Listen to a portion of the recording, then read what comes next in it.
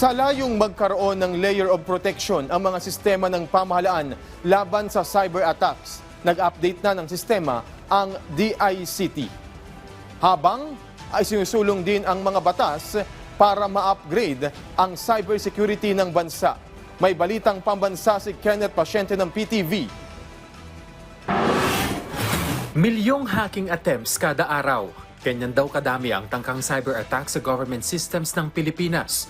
Pero ayon sa Department of Information and Communications Technology, napigilan ang pagtatangkang hacking dahil na rin sa effort ng gobyerno. Ito raw ang dahilan kung bakit walang ebidensya na may matagumpay na hacking. When we say there's no successful hacking that we have no evidence that there was no successful hacking that occurred. What we have is prevalent and persistent attempts to hack our government systems, our private systems. On a daily basis, we encounter about anywhere between hundreds of thousands to 1 million attempts per day. But luckily, and because of the efforts of government, no vital information, at least we have no evidence that no vital information and no systems was hacked recently.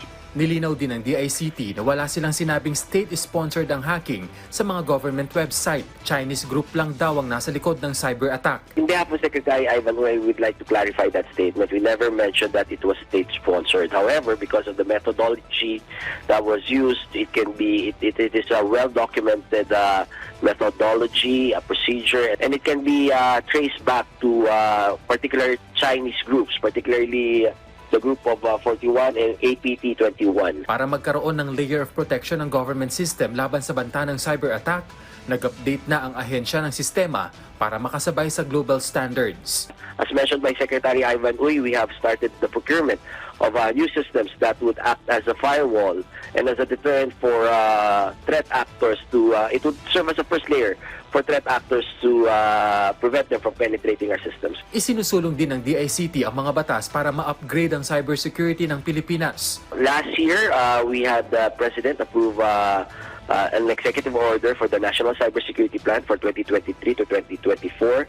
We're working with our legislature to improve particularly the enactment of a Cybersecurity Act, improve various laws when it comes to updating the systems of government and how it's being procured in consonance with global standards. Muli namang pinaalalahanan ng DICT ang publiko na maging maingat online.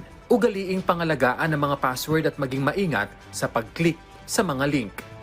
Mula PTV, Kenneth Pasyente, Balitang Pambansa.